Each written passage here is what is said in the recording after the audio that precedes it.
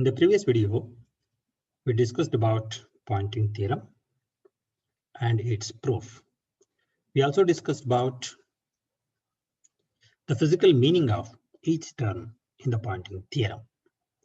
In this video, I'm going to consider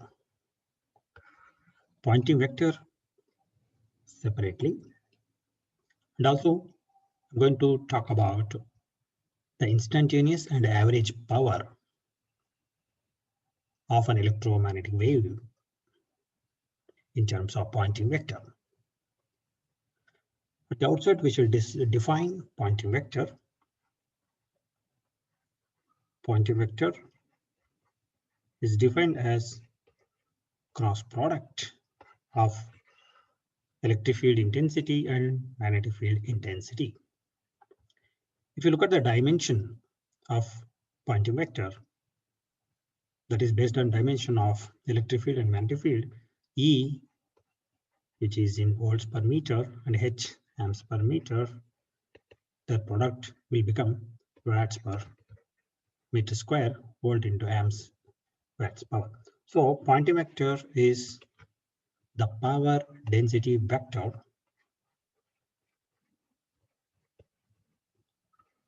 this is the power density vector in watts per meter square. This idea of Poynting vector was proposed in 1884 itself by German physicist John H. Poynting.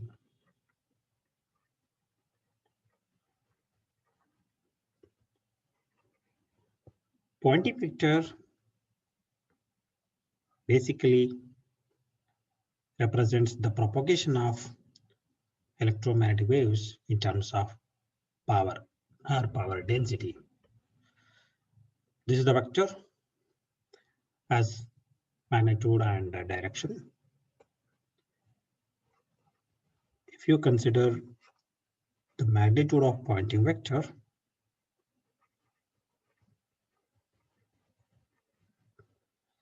the magnitude of P,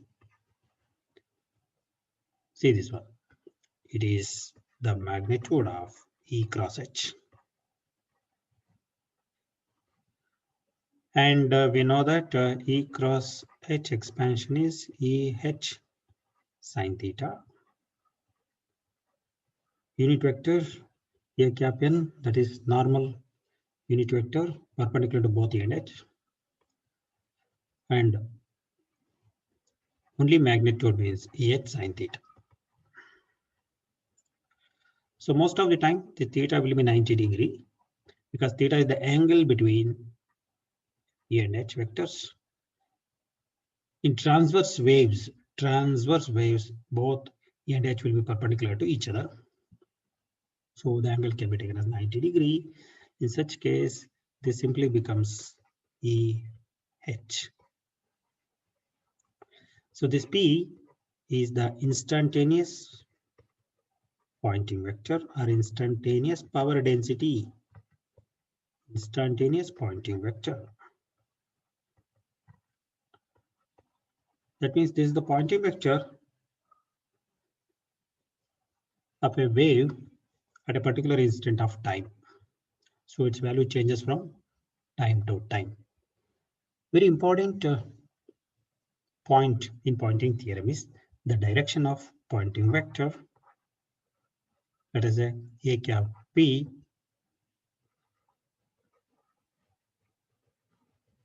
direction of the Poynting vector P. This points in the direction of this directs in the direction of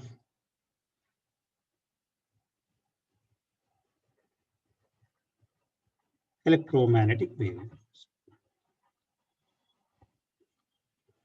So the direction of propagation of electromagnetic wave itself is the direction of the Poynting vector. That means the electric field, magnetic field, and the Poynting vector All the three will be perpendicular to each other in transverse waves. The waves are called transverse, but only if they are perpendicular. All the three are perpendicular to each other. So this is the direction of Poynting vector. That is your A cap P. So cross product between E and H itself indicates that P is perpendicular to both E and H. But in applications, it is very much required to calculate average Poynting vector, that is time averaged Poynting vector,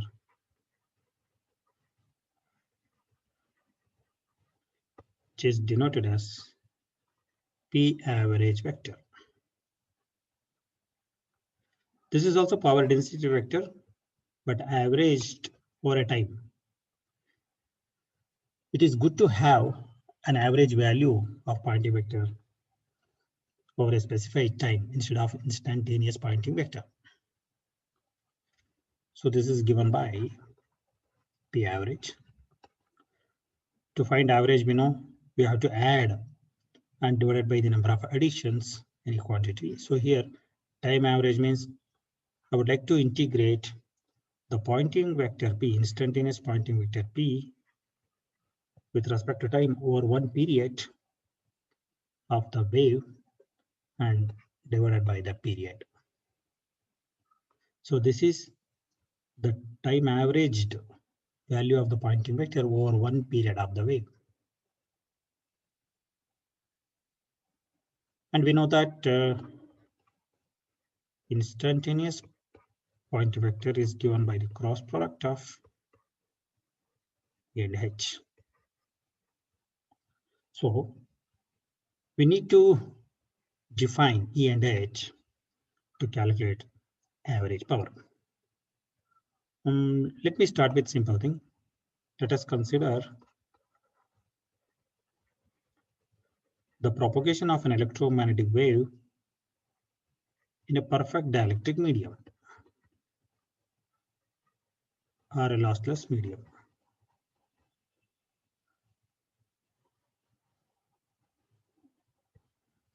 So for perfect dielectric medium,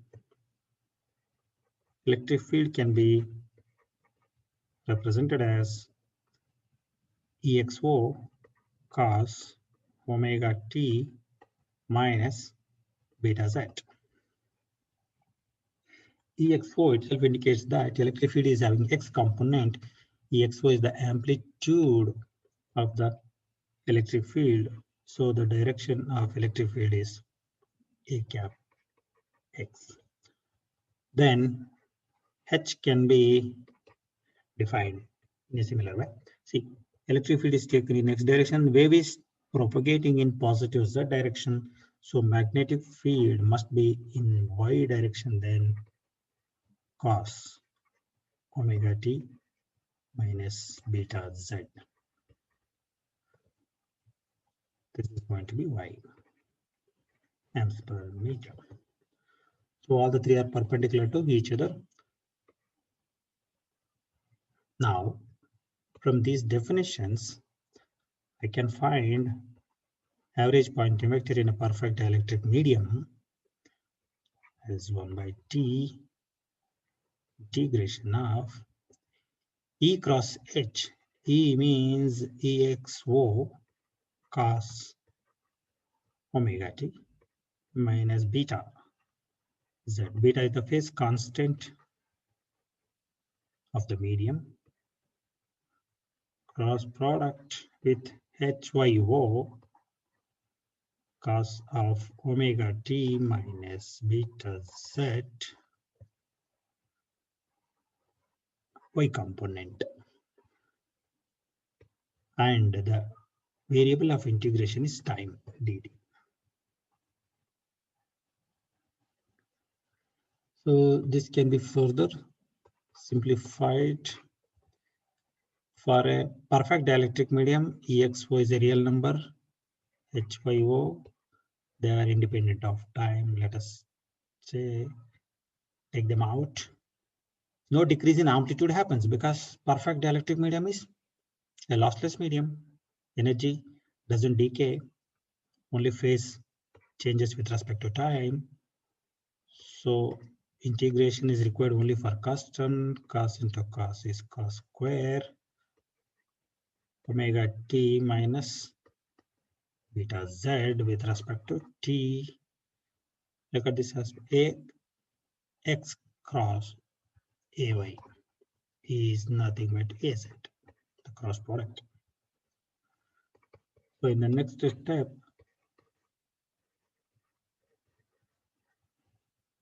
cos square theta can be expanded before integration, and we know the trigonometric formula. Cos square theta is 1 plus cos 2 theta by 2. So based on that, 1 plus cos 2 times the argument divided by 2 with respect to time.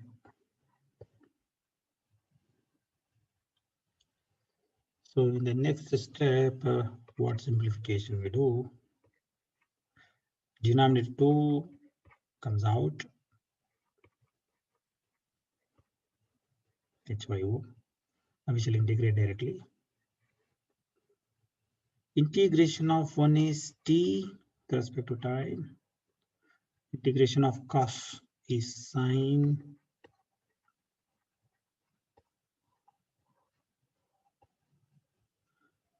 And variable t is here along with the t, 2 omega is there. So we have to divide it by 2 omega.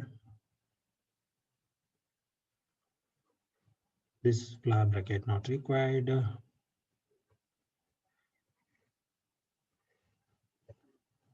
0 to t. Yeah, let us check once again. 1 is t, cos is sine 2 omega t. Differentiation is 2 omega, so 1 by 2 omega for integration. Fine. Now let us go for some substitutions here. Not pi, it's e.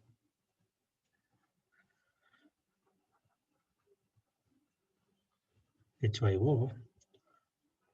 Now we'll apply the limit for t, upper limit to capital T, lower limit 0. 1 by 2 omega means same. Now for sine term, upper limit capital T here,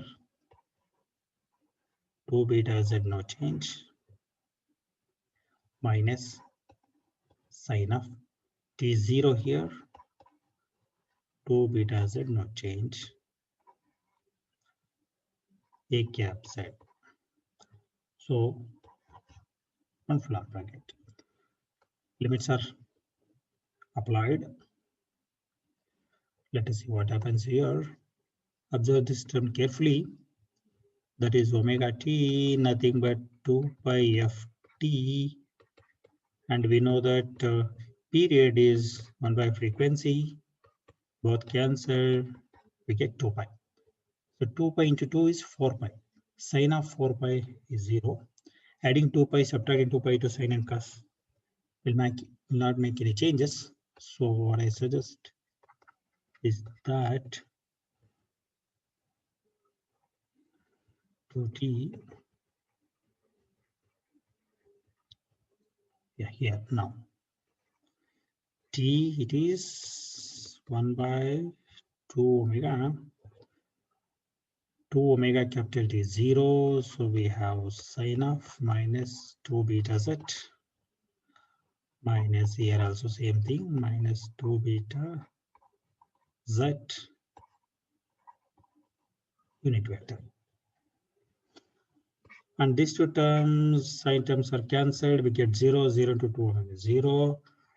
Finally, we ended up with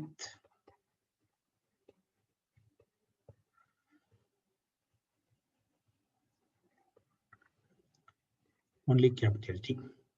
T also cancelled here. You can directly write the average value of P as 1 by 2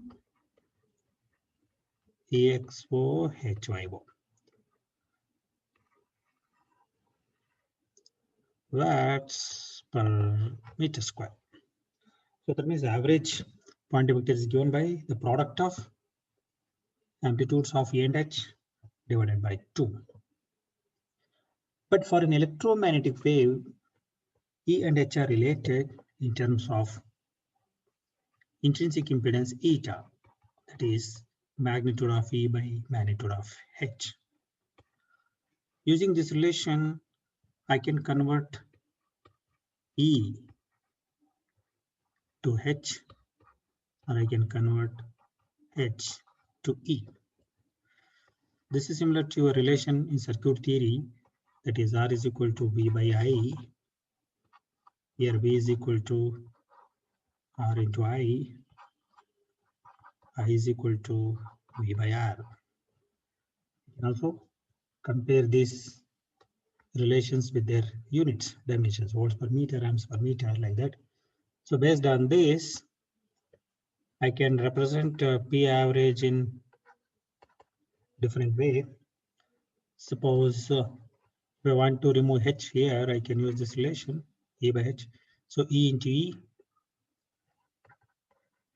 EXO square divided by eta.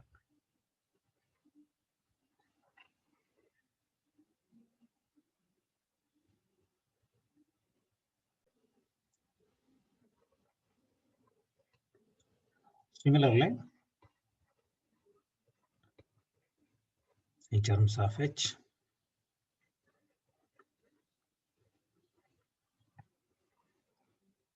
watts per meter square. And look at this equation. It is similar to your P V square by R, and this fellow is similar to R into I square R. So average power density. The subscripts X and Y indicate the corresponding components. Now I would like to generalize this equation as this is in terms of amplitudes of E and H.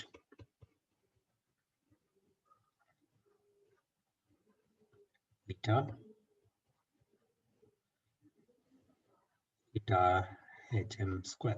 So we can keep this relation for further calculations.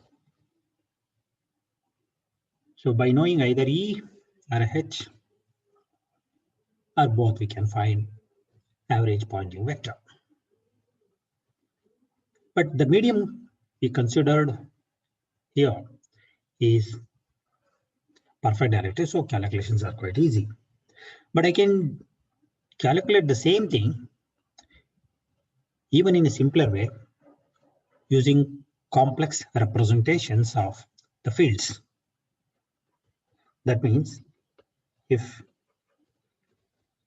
electric and magnetic fields are represented in complex forms, that is,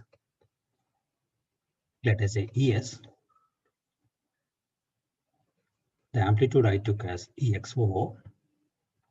Instead of cos, I can take complex sinusoidal representation, e power j omega t minus beta z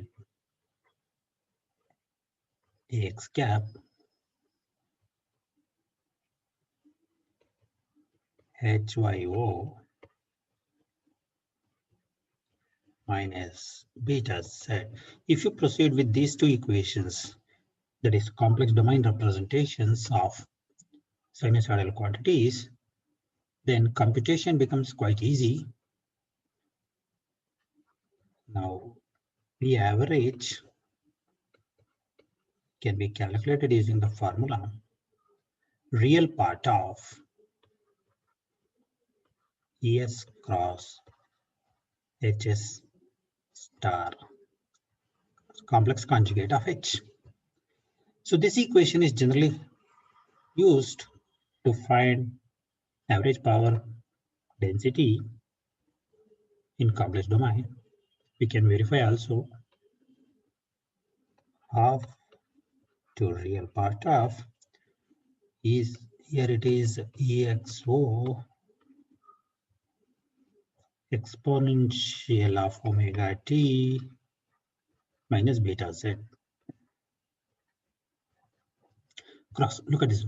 HS star conjugate, that means HYO, this exponential e power j becomes e power minus j omega t minus beta z. So with this, so here what happens, half into real part of. So scalar terms we shall multiply EXO, HYO, and these two get cancelled out after multiplication. AX cross AY is AZ. So for perfect dielectric medium, both EXO and HYO both are real. Already they are real. So that's why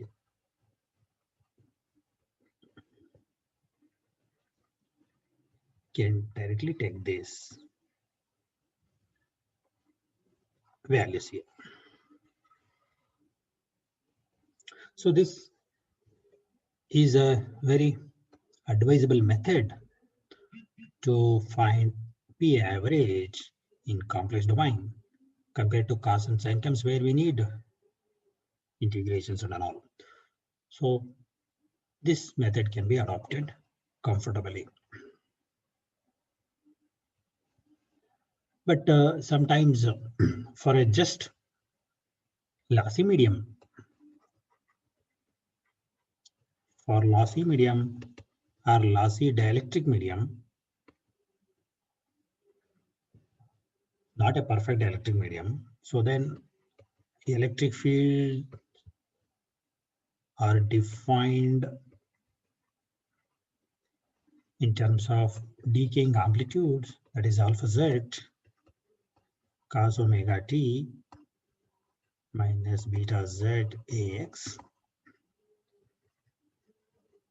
It is in terms of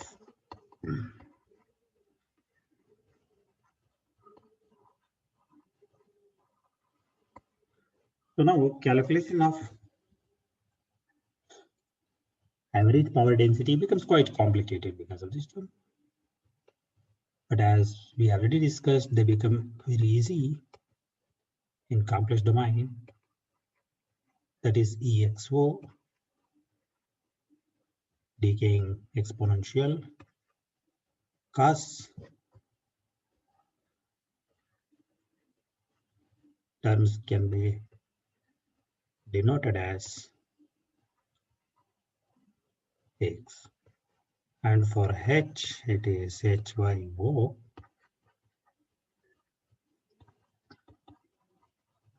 So like this we can convert cos and sin terms in terms of complex exponential terms. Then average P average can be easily calculated using the relation half into real part of, can directly take E cross H here, EXO alpha Z. This is our exponential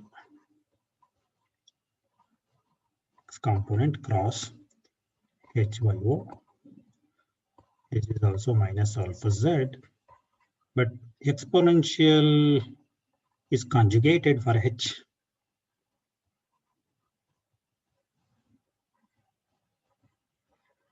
HYO.